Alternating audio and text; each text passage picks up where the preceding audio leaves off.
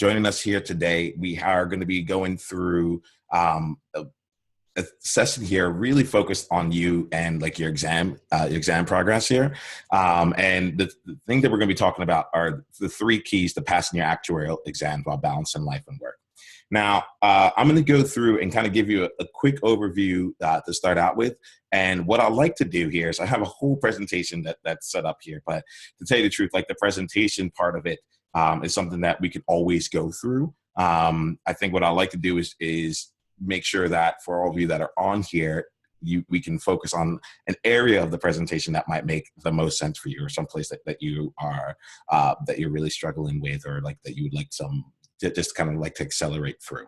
So my name is Nemo Ashyong. I'm the creator of Actuarial Journey and the founder of the Actuarial Career Accelerator. And what we're going to be talking about here is really just an opportunity to connect you with better ways to approach your studying and give you some overall underlying study strategies that can help accelerate your progress with exams. And what I mean by like accelerating your progress with exams is really giving you that big T, that the time back to you, not in terms of times of how many hours you study per particular exam, but looking at it in terms of the overall trajectory of your career, how many months, how many years you spend, how many months you spend like taking the same exam, and how many years you spend overall to get to your credentials.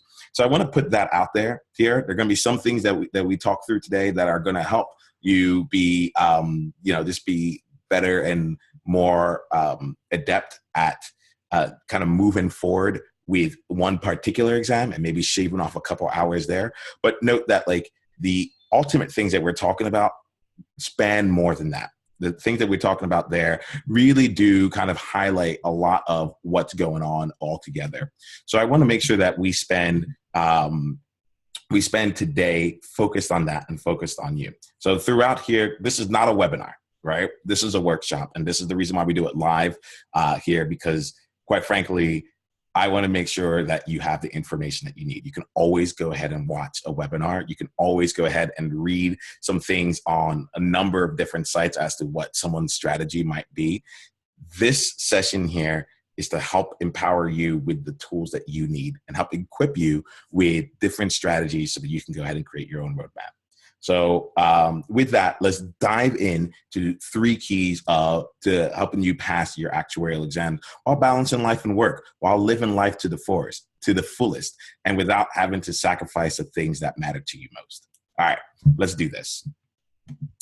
So let's talk about today's destination. The destination of today's journey is to really help you get your credentials as soon as possible. Now, we here at Actuarial Journey, we'll look at your journey as the full picture. So whether you are working right now as a full-time actuary and you're looking at getting your credentials to help you either progress further in your career or progress more toward your overall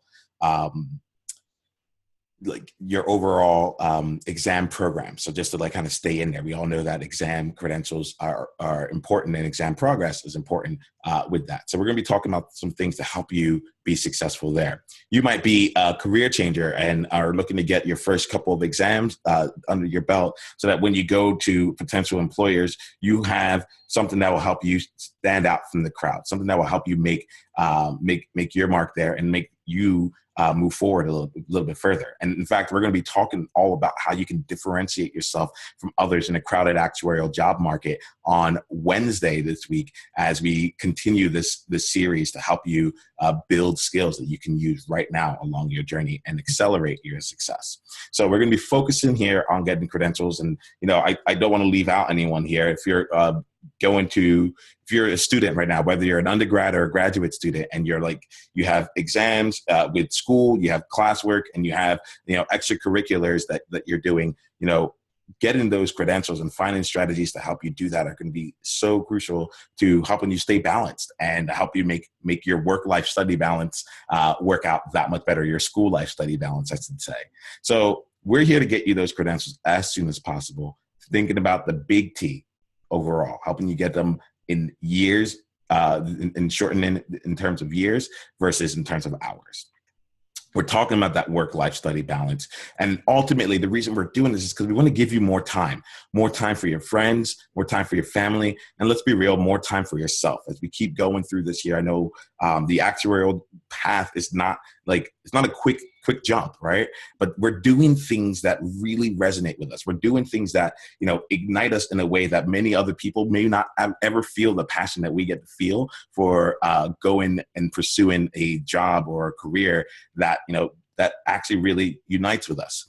But still, given that the reason that many of us choose this career is so that we have that kind of stability and that kind of availability to be there for our friends and family, and also to take care of ourselves. So we'll be working and focusing on strategies that are going to help you get more time. Study smarter, not harder. This is a big thing for me. I am all about getting results, but the way that I want to do this here is through smart cuts, not through shortcuts, right? You're not going to find me giving you things that are just kind of, just small tricks that aren't really meaningful. We're going to help you study smarter. In fact, when I talk to people, they say one of the reasons we like coming to Actuarial Journey is that you help us learn how to learn, and we're going to be focusing on that here today. So, this is just really exciting here because we're focusing on the major things that are going to help you be more effective so that you can find more time to study and ultimately enjoy more of your life. Right? How's that sound to you? Go ahead. You feel free to leave a message in the chat there if that works out for you, because this is actually what we're all about, right? So with this right now, what I'll say is, if we can, we'll keep things muted right now for everyone that's on the line. And then we'll come back and give you all a chance to speak in just a little bit. All right, cool. So a lot of times people will come up to me and they'll say I'm struggling with motivation. I'm struggling with energy. I'm struggling with accountability when it comes to these exams. I want it, but after 2 years of taking these exams, after a year of taking these exams, it's been starting to drain on me. Or after 2 years of being on the same exam, I'm not sure if I have that same motivation and energy. And this session here is to help you move forward with that, no matter what. In fact, we're going to share throughout the session here the story of 3 different trailblazers that I've gotten a chance to work with here at Actuarial Journey. And it's part of the reason why I want to continue doing this here. You're going to hear a bit about Aman's story. You'll hear about Stephen's story. And you also hear about Fanti's story and how they've applied the things that we're going to be talking about for their actuarial journey. All right. So get ready for these things here. And it's really great because we actually just met last Sunday once again to talk through their goals, talk through what their roadblocks are, and what we need what we can do to help make them more successful. So you'll get a chance to get a glimpse into how they've all experienced that here. All right. So today, for the 3 legs of the actuarial exam journey, we're going to be talking about your personal map. Your personal MAP, your map, right? And it's funny because you'll find this here, but we actually approach the map in the reverse order. We'll go about it by talking about the 3 legs of your personal map, which actually, instead of it being MAP, are PAM, your plan, your approach, and your mindset. All right? So what we'll do is that I'll give you an overview of each of those things, and we'll start off with your plan here. But what I want to try and do is take this opportunity to find out, we have a certain amount of time here together. I want to make sure that I am being able to focus on the parts of these 3 areas that matter to you the most. So what I'm going to do right now is just give us a chance to all connect a bit here and take a quick second just to do a quick round of introductions. So if you don't mind, what I'd like to do is I'm going to stop sharing my screen and give us all a chance just to say a quick hello to one another. And what I'd like to, if you can, to share your name, where you're from, the next exam that you're looking to take, and what you're hoping to get from today's session, what you're looking to walk away with knowing more information about. All right. So I'm going to stop sharing right now, and let's get a chance to just all kind of connect here for just a bit. All right. So if you have video, like feel free to turn it on here. Like, no shame in any game here at all. But why don't we go around and we'll start out here. We see we have a number of different people on here. So why don't we go ahead and start off with Lillette. Lillette, would you mind just sharing a bit about you and letting us know like what brought you to today's session? Sure. Gosh. Okay. Hopefully I'm not super loud here. We'll control our mics on our end. So, Okay. Okay, awesome. So my name is Lillette. I'm working towards completing the FM exam this upcoming June. So I'm excited about that. And so after the FM exam, I'm going to go right into the next exam, of course. And that at that point, I'll probably be looking at some employment opportunities. So that's where I'm at. I hope I answered all the questions. Yeah. I guess for you here, what would be something that you would really want to walk away with, just so I know where to like kind of focus the time here?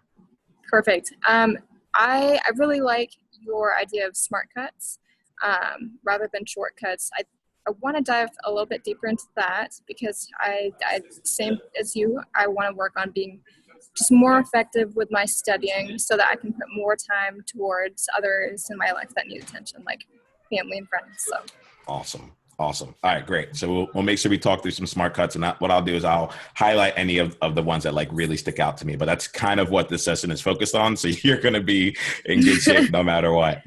Awesome. Perfect. Awesome. So we also have on here Holly. Holly, if you are comfortable on showing your video, that'll be awesome. If not, feel free to unmute yourself and just do a quick introduction here, just so we can get to know you and what you're working through. Hi, can everyone hear me? Yes, we can. Holly, how are you? I'm good. Sorry, I have a lot going on here, so it's kind of hectic. So yeah, I'm trying to stay on as long as I can, but I'm actually studying before and after this session because I am taking Exam C on June 20th, and I am just new to the Actuarial exam accelerator. And new to getting to just reaching out and just trying to really form a community with other actuaries. And anyway, so I've taken this test a few times. So I just, like Lillette, like she said, I really enjoyed the smart cuts technique that you have talked about, and just trying to find that motivation and that drive every single day to put in those hours after work, before work. And so that's kind of what my goal is and what I'm hoping to dive deeper into. Awesome. Thank you so much there, Holly. And, take care of studying. Whenever you need to drop off, go ahead and do that. We'll make sure you get the recording of this here. But while you're here, please take advantage of the session. And this goes to everyone here. Just go ahead and send an email. Use the chat and such as it goes along. Like I'm comfortable. I'm going to be kind of moving forward. But I want you all to have, get to know each other and have access to each other, and kind of maybe explore some of the things that I'm talking about to see how they might apply to you in real time. All right.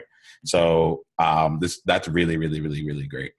I actually just got a chat here from Himanshu, who's from India. And what he sent out here is that he's a member of the UK Society IFOA and will next be given the CT4, the models exam, and is looking here how to sustain the motivation. So so here motivation is coming up here once again here in terms of how to move forward. And Himanshu, thank you so much for sending that message there. If you want to explain a little bit more about like sustaining that motivation, especially given some of the progress that you've already made, feel free to put that into the chat box as well, or mute yourself right now, and we can go ahead and talk through that. But I'll make sure that we speak to some motivation here as well. And we have Eric on the line, and I might not be saying your name properly here, so I apologize if that's the case. Feel free to unmute yourself. It might be E-Rich, but I just want to make sure that I am also able to hear kind of what you're working through and where we should be putting our focus on today. You can unmute and you can show video if you'd like.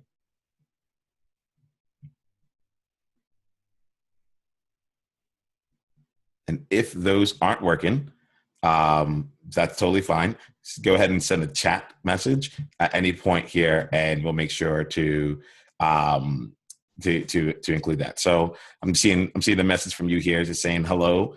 It looks like your mic may not be working. I'll unmute you really quickly, just in case. All right, looks like it may not be working. So you're starting out with the exams, and you're interested in starting to study for exam P. So we have a great variety of people on the line here today. I'll make sure to talk through some of these things, but I think one of the biggest things that I'm hearing are smart cuts, working smarter, not harder, and also motivation and such. So what I'll do here is, and I'll check back in a little bit later as we go along. Feel free to send in some other messages as they come up, so we can make sure we're focusing on the right things. But what I'll do here right now is take some time really quickly to go through from what I'm hearing here, the biggest part that we need to focus on is the approach. And the approach there being like how you actually go about doing your study and kind of using your study and a little bit smarter. But before we can really get into that, I think like making sure that the plan is in place is incredibly important. So the approach is going to talk a lot about like the smart cuts and kind of the motivation from the standpoint of I guess the approach is going to focus more on the smart cuts, and the plan is going to focus a little bit more on the motivation portion. And the reason for that is that the way that we approach studying here and your study and habits really starts out with like how you're structuring your studying. All right. And what you'll find here at Actuarial Journeys, we're constantly talking about personalized here, because like there are way too many. What works for you may not work for someone else. And like this journey here, this workshop here is about you exploring what works for you and hearing what other people are doing, so you can pick up some of the things that might resonate with you and get you ahead faster, rather than trying to figure it out on your own. So I'm a quote person. And one of the quotes that really resonates with me is that things which matter most should never be at the mercy of things which matter least, which is by Johann Wolfgang von Goethe. And I think the key thing here is about prioritization, right? And making sure that the things that are really important to you come up first and are identified and taken care of first. So I have a couple quotes here from different journeyers that have kind of expressed their challenges and frustrations to me over time. And let me know here if any of this resonates with you. But I'll hear things like, I'll tell myself I'll study for 2 hours after work, but then I get home and I put it off for another day. Or I have a big project I'm working on and it's hard to still find the time to study. Or I don't make any plans when I have an exam coming up. I'll likely have to cancel it anyway. And generally speaking, when this happens here, this portion fights against the motivational aspects of it, right? Because it's all about putting you in a position of like not giving you an opportunity to start out with your best there, right? And the way that you can go about doing that is to actually go ahead and changing some of the ways where the exam isn't driving you as much and you're driving the exam. And the way I like to phrase that is to start with you in mind, right? What does that mean? That means finding a roadmap, creating a roadmap that is personalized to you and your personal study habits and study approaches. So the idea here is that it allows you to plan ahead and both proactively include both studying and life. I like to liken it to almost like a college course where it's like, or actually, you know what? Let's get out of the college world. Let's use just like life in general. I sing in a barbershop chorus here in New York City, and one of the things that happens is that every Thursday night we have rehearsal. And it's from 7:30 to 10:30 every Thursday night. And what that has done is that it's really allowed me to plan the rest of my week around that activity, right? I know that I can't get studying done during rehearsal time. I know that I'm not working on actuarial journey during rehearsal time. And like, if I am doing that, I can proactively plan and like kind of rearrange things in advance. And that's really where we want to be able to take things here. So that being said, this all comes down to setting a schedule that works for you and sticking to it. It all comes down to setting a schedule that works for you and sticking to it. I'd like to give you an example of this through Stephen, who's one of the trailblazers here. This here is a message from him after he ended up passing FM. And he's like, hey, trailblazers, just got out of my FM exam and it was a success. I'm going to enjoy this one. I want to thank everyone in the community for your wisdom, patience, and guidance in helping me achieve this goal. And part of the thing that was happening there is that Stephen was a graduate student who is looking to balance all the different things he had going on with class, as well as trying to get really great grades. And he was also taking on becoming a leader and president of the local actuarial club. And when we talked, the first thing that we discussed was like, Stephen, what's your roadmap? What does it look like? And he actually, we worked through it together, and he actually put together a roadmap that basically was a calendar of his week, and when he had time to study and when he didn't. And it had on there Monday through Sunday, the times that he was planning on going to, when he had classwork done to do, when he generally had project work to do, and then the free buckets that are in there. I should also add in there, he's an avid football fan. So he blocked off the time that he had for football games and such, so that he could also go ahead and make that. And what happened was through this process here, Stephen was able to create a study schedule. We'll basically get a picture of like, when is it actually realistic for me to study? When can I actually get these things done? And using that, he was then able to put in the other aspects of his life around it. And the cool thing for me around creating one of these personalized study roadmaps is that it gives you an opportunity to just sit back and say, what's actually important to me? Let me schedule that and make sure that those things are taken care of. Now that that's out of the way, like, I have to get my studying done as well. How can I craft my time around that? And it seems counterintuitive. It seems like, realistically, it seems like you should be studying every free hour that you get, right? And what that does, like, at least from my personal experience, and I'll say, like, when I don't go ahead and create a roadmap or set those boundaries out there for myself, even now to today, it ends up leaving this creeping feeling of guilt of I should be studying right now, even though I'm having a really good time with my friends or hanging out with my family and so on and so forth. And without this roadmap, it doesn't give you a chance to be off. You're just always on, right? And so taking that time to start with you, figuring out what you want in advance, gives you that opportunity to have that kind of structure in place that allows you to be way more flexible. And I'll talk about some of the benefits of that in just a little bit. But I think if you're going to be able to truly capture that, it's really, there's another part about it, right? So creating the study roadmap is the first portion. Then the next part is about tracking and being honest about your study time. I've been able to have some great conversations with journeyers recently who in the middle of our conversations have shared their screen and shown me what they're using to track their hours, how much they thought they were going to be studying in each and every week, and how they're progressing toward that, right? And what's come as a result of that is that we can talk and really get into what's working for you. Why did you think that you might have 20 hours in this 1 week and you didn't? And it gives us a chance to stop and reflect and figure things out so we can update our plan to make it that much better. So we can stop, reflect, and update our plan to make it that much better. In fact, Carl Pearson you might be familiar with him from the Pearson test if you're taking exam C, but he has this thing that's called Pearson's Law. And it says that which is measured improves. That which is measured and reported improves exponentially, right? So I want to make sure I leave here with some things here kind of focused on that aspect there, being able to be honest about your study time and tracking it.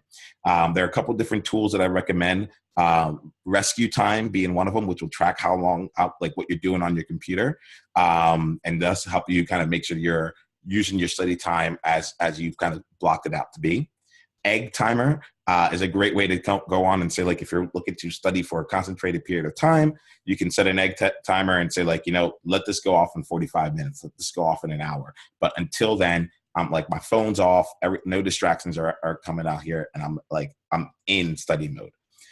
We talked about the study hours log, and also just finding an accountability buddy.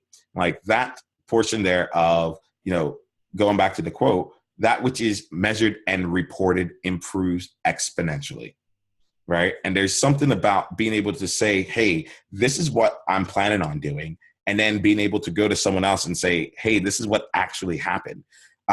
And through that process, it's not just the fact that someone got a chance to see it, but the dialogue that takes place, the fact that there's ownership and accountability, and the fact of, like, you have to produce something week over week, really starts to add up. I like in the Trailblazer group, we'll talk often, and people will come and say, like, the first time I set a goal and we didn't hit it, like that was okay. But then the next week, if I came in again, I didn't want to be in that same position. I wanted to come in with something different there. So even just being able to communicate that with one person can be a game changer here. And so what I want to do here is take a quick pause here and kind of, I like to give out these quests along the way. And the quest here for you is really around, like, creating your first personalized study roadmap within the next 7 days, right? So if you don't have a plan that starts with you, that is not kind of driven by the studying, but instead is driven by your schedule and the things that are important to you, so that you can stay fulfilled and motivated throughout there, that's going to, like, we're going to want to make sure that you create that. And it's funny because you might think, like, okay, Nemo, you've said all these things here. I get it. Like, I should have a study plan and I should stick to it and all that there. But, like, realistically, I don't know if it's going to happen or not, right? Because if I don't keep it real, then I haven't really been able to help you today, right? That's all well and dandy. That's fine. I mean, like, it's best, like, if that ends up being the case, then, like, you may not be able to move as fast as you want with your actuarial journey. But I think the tie here, the connection that most people don't see when it comes to the plan, is really goes back to the being on and being off portion. And knowing that if you're able to schedule what you want to do in advance, and then you go through and you figure out how your studying fits around it, it adds in itself another level of accountability. Because at that moment, you know that if you don't study in the way that at the time that you said you were going to study, it's going to have to come from some other time and place. And you can see right then and there how that's going to impact what's going on. So it goes from this idea that, like, I have to always study, so I can't really hang out with any of my friends or, like, have that personal time, to I have personal time set out for myself. If I'm not studying right now, that's going to impact the charge that I need. And in itself, that gives you a lot more flexibility, like a lot more drive to be able to use your study schedule to help maintain the things that you want to do. All right. So that's how we use the plan to help us keep up with our motivations. And that's why we start with what we want to do first. Because if we don't feel empowered, if we don't feel in control of of what we can and what we are doing, then, like, at that point, we're just running on willpower, and that in itself is an exhaustible resource. So we'll leave it at that for now. And what I'd like to do here is come back and just connect with you all and see if you had any takeaways from this here. And what I'd like you to do is just take 30 seconds really quickly, and I'll go ahead and I'll time it. But think about creating that personalized study roadmap. Think about what you want to get done between now and your exam. Think about how you might go about finding blocks of time and using just your actual schedule to be on and off, and use that to help you stay motivated to continue moving forward, right? If you can go ahead, spend a little bit of time right now, 30 seconds, to think through that. And then I want you to think through what your biggest roadblock might be to completing your personalized study roadmap within the next 7 days. All right. And what I'm going to do is I have decided that I will give you all a chance to write on the screen. So you should be able to see a set of drawing tools at this moment. What I like you to do is use the text feature that's out there. You can just use that, draw a box, and start typing. This is Nemo typing. I like you to go here, and on the left side, on this side over here, I like you to type in like your biggest roadblock. And on the roadblock, I can spell this one. And on the other side of things, I guess I won't be able to edit that one. What I like for you to do is to write in this area, like what are your biggest, like what's your true motivation behind this? Like what do you stand to lose by not passing your exam? What would you give up if you had to spend another 2 to 4 months studying for this exam? So like basically, what's it worth it to you to pass this exam?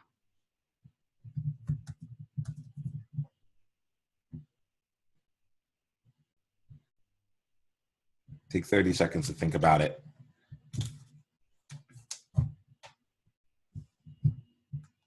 And then when you're ready, go ahead and use the annotation.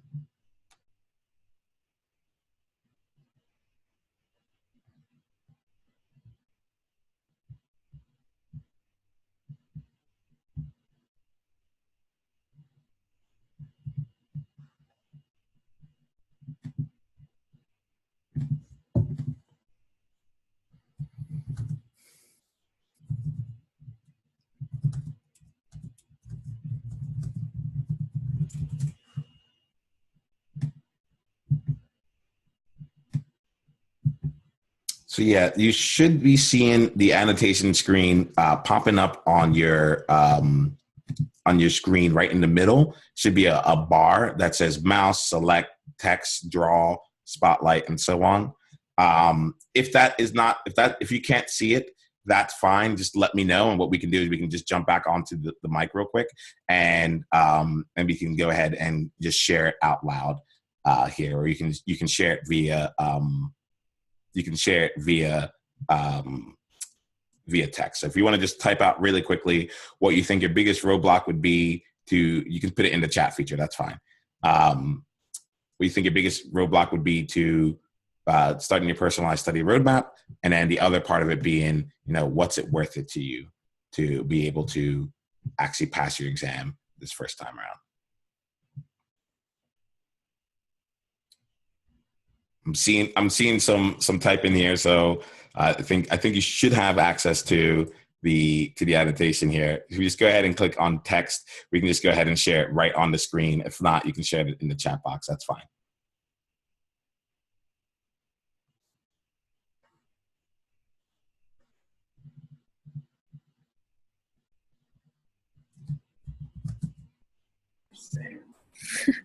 Sorry, I just drew all over it. No, that's all is good in the world there. All is good in the world. Biggest roadblock, trying to use the text. Yeah. Okay, let me try this again. Yeah. Or you know what? Let's that's because I want to make sure we have a chance to go on to most things here. Why don't I pause the sharing for now? And if you want, we can go ahead and we can just talk it out loud here. All right. Okay. So if you are all comfortable here, why don't we do this here? We'll go around here. Maybe we can start with Lillette, and then go to Holly, and then Eric, and oh, I'm so sorry. Right now, the name is escaping me. I'm zooming up to find it because I want to call you by your name. Himanshu, if you don't mind, can you put it in the text box what your biggest roadblock is and what you stand, like what it's worth to you, like why it's important for you to pass this time. Lillette, would you mind starting once again? Okay. Come on. All right. So, that's a really tough one, to be honest, Nemo, because I think it depends on like what will come up. I think sometime I think the biggest one probably would be just like spending time with people. Like I'm super extroverted. It really sucks like being stuck, by myself studying. So that's why I'm really excited about the accelerator, because I actually get to meet all you guys, and I'm just so excited to just like almost have like an actuary, like just group, family, community, etc., like whatever it turns out to be, so that I don't feel that way. So I think like that's the biggest roadblock for me, I guess, is just having to grind it out by myself. It just really makes studying time hard in a way, because I have to tell myself, okay, like time to not talk to anyone else and study. And so yeah, I'm just spending time with the people I love. That's always really tough, having to turn down just a lot of different things. So yeah. So, and like, it's funny because I was talking to, I think it was Holly actually, around something very similar around like, for me, I'm not I love studying I love being around other people to study. Right. Like that's part of my aspects there. I know other people might be like, I need to do it alone, but I don't want to be fully alone, like Right. at least I want to at least be able to come on and know that someone else out there is studying too. Right, exactly. But like just be able to like jump on and say, I'm taking a 15-minute study break, and know that you're not out there on your own. I think I can see that being a part of there. Let's talk a little bit here, just for a quick minute here around like the family time here, and using the idea of the roadmap, of the personalized roadmap, and starting with you, right? Because some of what I was hearing here was that, you're like, I don't know what's going to come up, but I know that something's going to come up, and always does. Yeah. And it's like life happens and life always wins. I'm okay with that. That's the case. But I was kind of like, I'd like to ask you a question here. If you were instead to choose like generally speaking, like, the times that you would like to hang out with your family, or at least make sure that you've carved out that time so that, it's not actually impacting any of the other stuff that you think you're going to be doing with studying. How might that look? Yeah, like that's been actually really interesting transition for the people, who want to spend time with me too, is just understanding my priorities and just basically it's not even like setting time aside. It's like, because like I do have time aside, but it's making everyone else aware of that. Hey, like, if you do happen to have something come up that you want me to attend, please know that if it is during this block of time, I can't go, and don't make me like, don't try to tempt me. I'm so sorry, because I'm gonna have to say no, and that just sucks. Yeah. So it's actually been a lot of human conditioning. I don't know. No, I know. I'm hearing you. It sounds to me that what you've been able to do here, or what you're going through, like right now, the process of is setting expectations. Setting expectations on a multiple case. Yeah, definitely. In a way that this goes out and says, like this is where I can be, right. and then go from there. So along those lines, just like kind of keeping things really real. Something that, if you don't mind me sharing, that has worked for me, has been to also let them know when I can hang with them. Right. So it's kind of like a two-way street, because I don't know, I would think about it like if my best friend, for example, we were able to hang out all the time together, and now like my best friend's gone because she's out there studying, I might be like, oh, like where is she? How can I get a chance to get like hang out with her? I'm just going to keep inviting her to something, and maybe something will stick. Right. But if you're able to create a two-way dialogue of like, just so you know, generally speaking, I'm keeping every Friday night free. Friday nights are like my night to just, because like it's been a long week. I just want to be able to decompress, and like I can give up those 3 hours for social stuff. That being said, I only have 4 Fridays in a month, so like let's get planning now. Right. could that give you like a balance there to like, not necessarily say no, but just not now, and here's when? That's actually something I haven't tried out yet. And I think that'd be really useful because that way they can almost hold me accountable as well. Because it's like, hey, you said you're free, but then if I'm being honest with myself, it's like, well, I didn't study because, I let something else go through or something. Then that's a sign to me that I need to hold myself accountable to those study times. So yeah. And this comes into the place of like the plan. Go ahead, Lila. I would like you to. Sorry, no. We've got good timing. Yeah. No, that's really good. Like I would like you to finish your whatever thought you were going to finish, because this is more your time than my time, So if there's anything else that like kind of came in and crystallized for you, I want to make sure you get that out there. No, I've just never actually made it a two-way road before, which is I'll just have to try it out and see what happens, because I think that would really work. And so I'm curious to see what that will, or how that'll affect my studying. So cool. So can we make this a quest here? Can we try for 2 weeks? You don't have to say when it is right now or whatever it is, but for like, for a 2-week period, you'll find like a couple hours where you can redirect someone if they do want to spend time with you, so that it isn't just a no, but it's a no, it's a not right now, or it's a yes, just not right now, and here's when. Right. And here's when. Well, I'm definitely going to try it, because I think that'll work really well, especially since I think it's kind of a bummer to other people when it's like I don't even give them a time like when I can actually hang out. Yeah. So it just opens up that gateway a lot more. Awesome. So yeah, we're going to use that. And like you said, like it's going to help. It should also help you like know like, an accountability. Hey, right. I like you said you can do it, and B, in motivation. Hey, I really want to hang out with this person. There's a carrot at the end of this thing here. Let me make sure that I'm doing what I need to do. I will go ahead and try that out and see what happens, and I'll let you know in our next session. All right, that sounds wonderful. So why don't we go next to Holly? Holly, the two things that we were talking about here were what might be your biggest roadblock to creating your study roadmap, and then what's it worth to you? What's it like?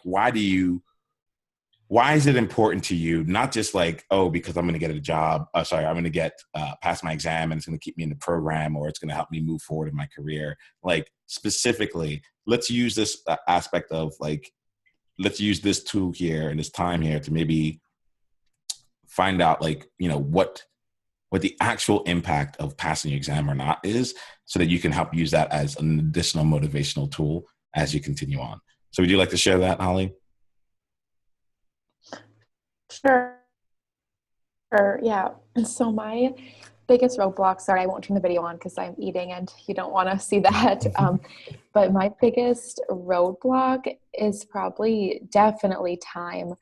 And it's not even like time for a balance. It seems like I just constantly hit a wall between work and studying, where it's like, even if I work the minimum 40-hour work weeks, the studying on top of it is enough to, take up the whole rest of the week. And that's if, when I was taking P and FM, I was like, there's no way I'm going to stay in on a Saturday night or Friday night. I would like have that balance, but now studying for C, it's just like, I have my friends now, it's kind of like both my friends and myself and my family have all kind of gotten used to study Holly, like study mode Holly, where it's like, I'm not going to, text you back until I'm done with like maybe 8 hours later until I'm done studying, or I'm not going to, be able to go to all these obligations, social obligations. But now that I've kind of got into that routine, it's like the new problem is just sheer amount of time. So I think that's going to be a big, roadblock for me right now with C especially. And what it's worth to me, I've been thinking about this.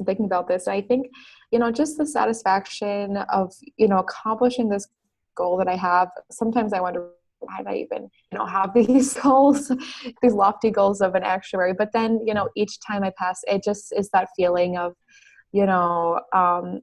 succeeding. It's something that's working really hard, and just all of the stability, you know, in the field. And I love my job in general. So it makes me want to pass the test to, you know, maintain that job. So that's what's in it for me. Absolutely. So I'm hearing growth, stability. I'm hearing the thought of celebration comes to mind, and joy of just like knowing that you're continuing to make progress along your career.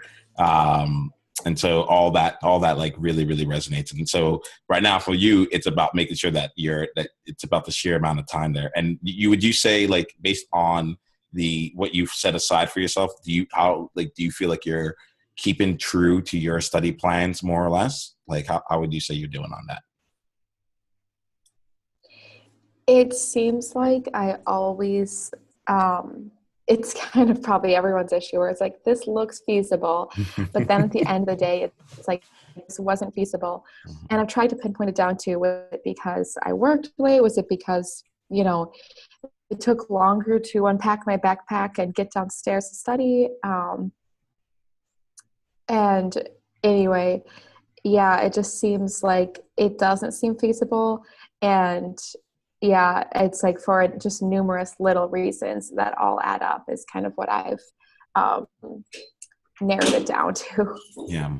Yeah. All right. So that's like, and I think that's really important there. And I think it's good that you're like keeping track of what's actually taking place here and trying to like understand that there. There are certain things that are coming to mind that, I think we'll kind of continue to explore. And what I'll say, Holly, is that like, feel free to send me an email. What we might end up is just end up having another session, where in the future we can kind of dive into that part of the challenge a little bit further, or I'll create like another video or something that might be able to help out, or some resources around that. So I'm hearing where you're coming from, where it doesn't seem like it's like one thing that's pinpointing like what the issue is, you know? And what I guess where I might go with this is, if you can't find out what's not working, what I like to do is like pull out another kind of smart cut and trick to look at what did work. Like if you had to go and say, like, you know, and we had talked about this here, but like when you're at your prime, when it comes to studying, what does that look like? And how do we get that again? You know, and know that came over time, right? It was like a process. Like we got there, like, oh, you know what? You know, I was able to do like 3 hours of study in a row uninterrupted, right? And then like as that came on, your muscle got stronger, and now you're like 3.5, and so on and so forth. Or, you know what? I'm like super intense. I now have 8 glasses of water lined up on the table, and I know like I'm just taking it at whatever cadence it is. But I think as you're progressing toward this year, and you think back to some of those bright spots there, if you're not able to pinpoint what's not coming and working through, you also have the ability of going back to say what did work, and then give yourself time to build back into that, so you're like becoming that kind of getting that kind of results more consistently. Yeah, that sounds great. I would appreciate, you know, really just trying to break down where every minute of study time is going, or just time in the evening is going, and how we can really tailor that to be as efficient as possible. Absolutely. And on that note, I unfortunately need to dip out and keep studying, but I really appreciate what you're doing with Everyone Nemo, and I look forward to talking to you hopefully soon this week. Absolutely. And we'll see you in the accelerator. All right. Take care. So what we'll do here is that we have about 10 minutes left here, and I want to make sure that we get a chance to go through the approach portion here. So I'll talk through the approach portion. What I will say is that this is scheduled to go until the top of the hour, so another 10 minutes. I am available for an extra 15 minutes just to answer any other questions, or if you want me to continue going on with the material. I just felt it was important to like dive into what's actually happening right now with people. So we'll go through the approach. We'll spend a couple more minutes on that. And then will, if any of you want to stick around a little bit longer, I will make myself available to go and do that, because I do want to make sure that you get some really, really great value from here. And again, for any of you that are also taking, that are also looking to get a job as an actuary, on Wednesday, we're doing another session that's all related to how you differentiate yourself in a crowded job market. And it will include some specific training, but then also, again, some opportunities for you to really work through and kind of work through what you're going through right now. And again, share some of the things that people are doing across the helm. So with that, let's go back here to the PowerPoint and continue on to the second leg of the journey. We're not going to go too far into the third leg, I'll tell you, because the second leg actually has 2 parts, and that's totally fine. But we have 2 things here that I'm going to put out here, which is your approach. And the first part of it that I want to look at is your study effectiveness. And there's a quote by Peter Drucker, who's kind of like the father of modern management. And it goes, efficiency is doing the right thing. Effectiveness, let me restate that. Efficiency is doing the thing right. Effectiveness is doing the right thing. All right. So what that generally means to me, this kind of boils down to like the 80-20 principle, and just generally where 80% of your activities are going to lead to only 20% of the work, but or 20% of the result, whereas 20% of your activities are going to lead to 80% of the result. So it's about finding out what are the right things that you should be doing that's going to get you, what is that 20% that's going to get you most of the way there, and figuring that out and maximizing that, and then trying to figure out ways to get better at different things, right? So if we put another way, if you're doing a highly ineffective process very efficiently, you're not going to get the best results from it, or it's going to take up more to get there. So some quotes that I hear from people are like, it worked for them, shouldn't it work for me too? Or I feel like I'm studying all the time, but I'm not getting any more questions right. Or I've got to learn as much as I can about everything to pass this test. And when I'm talking about study effectiveness here, we're really talking smart cuts here. We're really talking about being effective and strategic with your studying, right? And this is something that like people don't talk about. So I'm going to talk about it. It's just what we do here at Actuarial Journey. People don't talk about it, so I'm going to talk about it, which is your overall study approach, right? The goal here is to improve your chances of getting questions right. There are different ways to like take an exam, and part of it is like just purely knowing the information. But then the other part of it is like, how do you actually approach the exams itself, right? And so with this here, we're really talking about like one of the biggest levers here, going back to like the 20% that's going to get you 80% of the way, is to identify and focus on your strengths. And then you can go ahead and hone your skills through problem sets. And what you'll find is that like, generally speaking, like the way I look at it is that there are problem sets and there are practice exams. And I think of it kind of in a sports way here, but like your problem sets are like your practices. That's where you're going through, you're drilling different plays, you're working on, certain techniques, you're working on getting muscle memory together. All those different things are happening during practices. And you have a little bit more time to like think through what's going on and how you're going about it. The exams, the practice exams, to me work more like a scrimmage or a game along the way, where you're now combining all of those different drills that you've done and all those individual plays into one cohesive game. So what does that mean? That means you need to have agility to be able to go from one exam topic to the next. It means you have to have stamina so that you can make it through 3+ hours of studying. It means you need to have mental resolve so that when you're like feeling like you're losing, you can always come back to the game, right? So it's like that kind of come from behind victory, because let's face it, like when it comes to the exams, that's when it's all of a sudden like the championship, right? I'm not a big sports person. I think I did that right.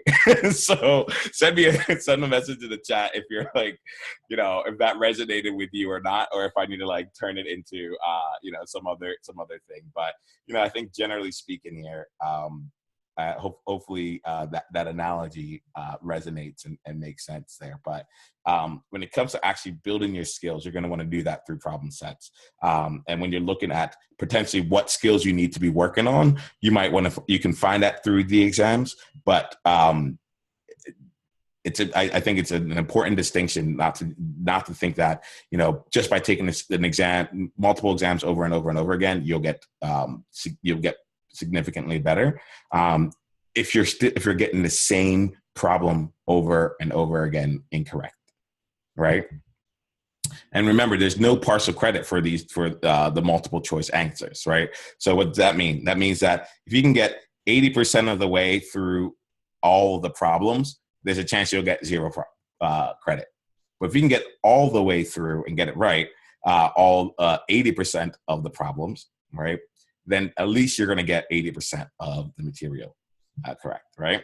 So that's the idea here around, like, there's working toward mastery in the areas of your strength, and also using that in conjunction with the study material. And what that leads to is that it leads to increased speed and understanding, some fewer surprises on the exam, and ultimately an opportunity so that you're continuing to build throughout there.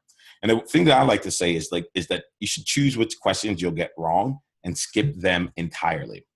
And we'll use exam C as an example of this, right? So exam C is 35 questions in 3.5 hours, right?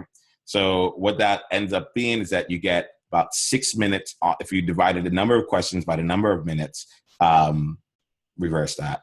If you divide the number of minutes by the number of questions, you get about 6 minutes on average per question, right?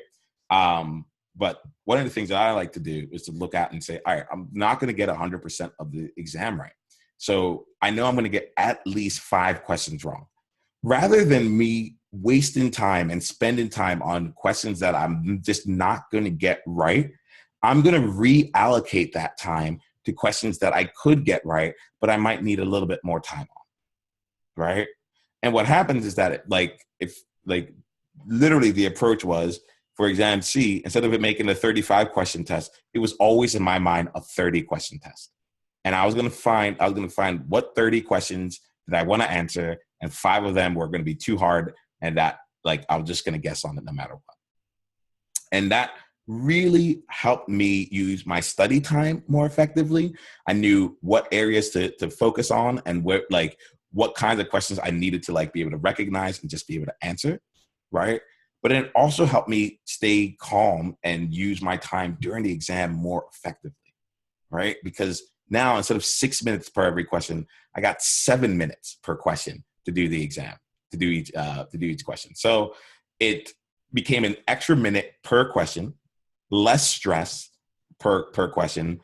I didn't waste any time or waste any kind of mental energy on questions that I would have gotten wrong.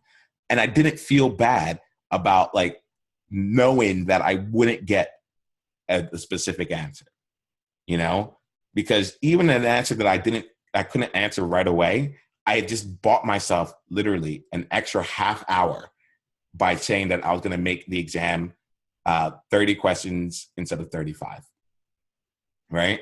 And in doing that, that gave me 30 minutes to spread all over the exam as much as I wanted, and all it really took was me knowing the sections that I could crush and just and own. And that took diligence in the exam studying portion. And then being able to be confident during the exam itself to let the questions that I wasn't likely to get go completely, lest there be any time at the very end.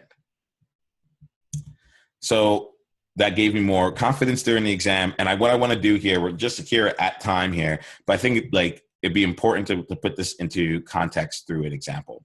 So here goes an example of what with the exam with FM. So that was 35 questions in 3 hours. On average, that means the time per question was 5.15 minutes. But by doing this with 30 questions in 3 hours, that then gave me about 6 minutes to do each question. So that's the difference here. You're gaining more time to do the questions that you can get right, and you're choosing what questions you'll get right in advance. And that means that you're also that just gives you a chance to be more strategic about your approach. I'll put this out there. Some of you might be thinking to yourself, like, well, how do I know what to study? I actually just went through this the other day with someone where we went and we picked up the syllabus for Exam C. And it says on there what all the material, like the weight in which everything will be tested, right? All exam questions are not created equal. All exam topics are not created equal. And the SOA or the CAS group will give you like the weighting of how they expect to weight the exam. And one thing that came up there was like credibility in itself as one topic was a massive portion of the exam compared to severity, frequency, and aggregate models, which together, all those sections together still didn't come up to the same amount of material or like concentration of exam material in the eyes of the SOA as just that one section in credibility, So that's where like kind of the exam strategy comes into play, because I'll tell you, I've been there. I've spent time treating a question that wouldn't show up, that is very unlikely to show up on the exam, not just because it's the question, but the entire topic like is super unlikely to come up. And it's like super easy, but I'm like spending my precious minutes trying to drill in this one question and trying to make that one question faster, when if it ended up on the exam, I'm comfortable enough to figure out what needs to get done, compared to things that I know are going to be on the exam and I'm not allocating my time to allow that to be successful. The last thing I'm going to say around this in terms of the approach and kind of like the smart cut part is about triaging your questions during practice, like a real exam. So triaging questions is a concept of going through and understanding, like, how do I say it? If you have a computer-based exam, right? Typically they'll give you, if it's parametric there, they'll give you an option to answer a question, leave it blank, or leave a mark on it, right? And those are just basically your only three ways of describing a question. And then, so what happens then is that people are like, I'll go through the exam. I have my approach, and I'll tell you, this is pretty standard. Let me know if this is something that you do as well. You can just put that in the chat there. But it's like, it's pretty standard. Hey, I know that I need to go through the exams. I'm going to go through the exam, and if I don't know a question, I'm going to skip it, And then after I get through all the questions, I'll come back and I'll start again, and I'll do the questions that like I don't know, I wasn't able to get on the first pass. And then I'll go again and I'll do that for the third pass, and hopefully that will get me through, right? And like that approach right there is more or less the standard approach that I hear most people give, go ahead and do. And I want to go ahead and suggest something different, right? And what I'm suggesting here is the exam question triage.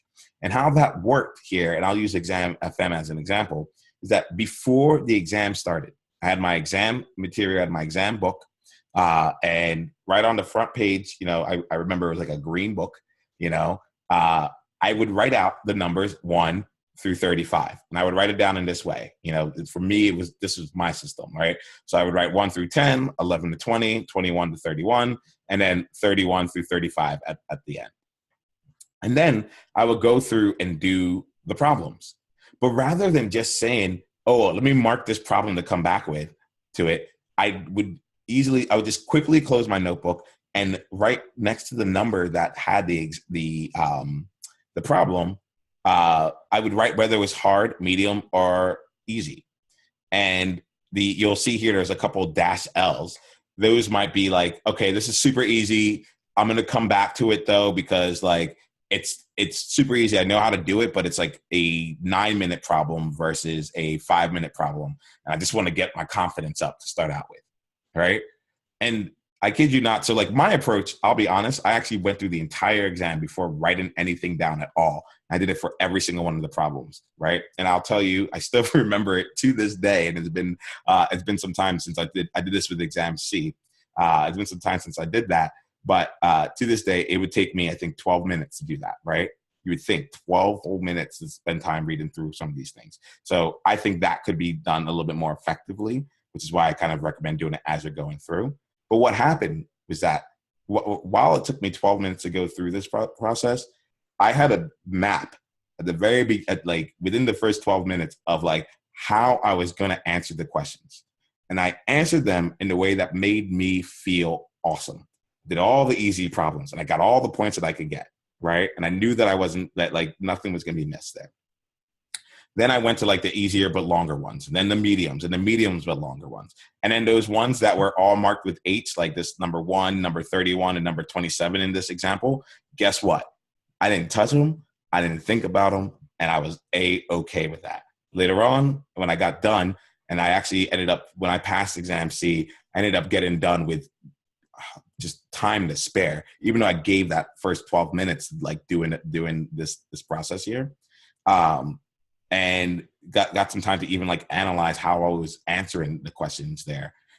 So, it really just kind of, I'm putting this out here, right? Because I think a lot of times we just do things kind of linearly because that's the order in which they gave us. And then we come back and we do it linearly again and so on and so forth, rather than saying, what's going to be the best approach.